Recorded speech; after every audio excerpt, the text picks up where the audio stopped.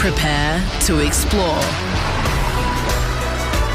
Get out of the city and into an adventure that moves the whole family.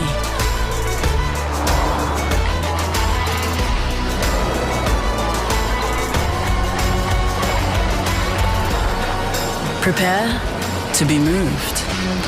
The all-new Nissan X-Trail. On air, online, and on your smart speaker. Get that feeling. 30blueonline.com. Men's and ladies, shop now. SAFM News Briefing. Hi, it's Dan Flake here with the latest. The Federal Treasurer has confirmed the budget end of financial year is looking a lot better than the $4.2 billion surplus forecast back in May. However, he's remaining tight-lipped on exactly how much better it is. We'll make that clear in the coming weeks and months. Jim Chalmers there, who's added there is a benefit for everyday Aussies if the books are balanced. Getting the budget in much better nick is what makes it possible to provide billions of dollars in cost of living relief for people who desperately need it. Meantime, there's been a 5.6% rise in inflation over 12 months to May. It's a better number than last month. We now wait to see what the RBA thinks when it discusses the cash rate next week. A New South Wales courts found former teacher Chris Dawson guilty of having a sexual relationship with an underage student in the 80s. The 74-year-old stood accused of carnal knowledge and previously pleaded not guilty to the charge.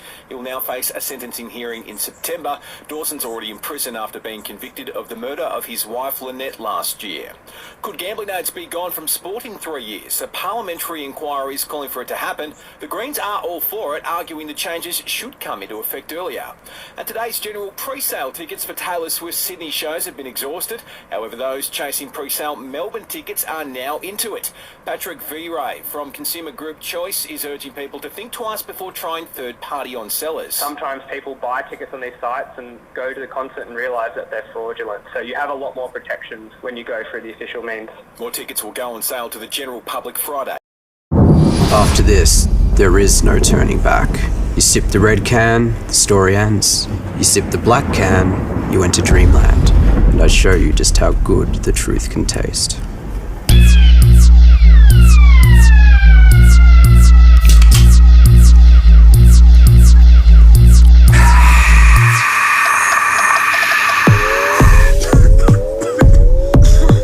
Take the Pepsi Max Taste Challenge.